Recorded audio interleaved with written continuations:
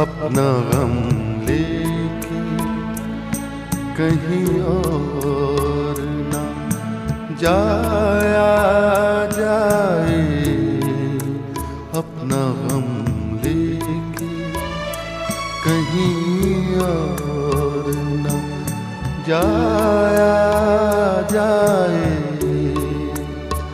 घर में बिखरी हुई चीजों को सजाया जाए, अपना गम लेके कहीं और ना जाया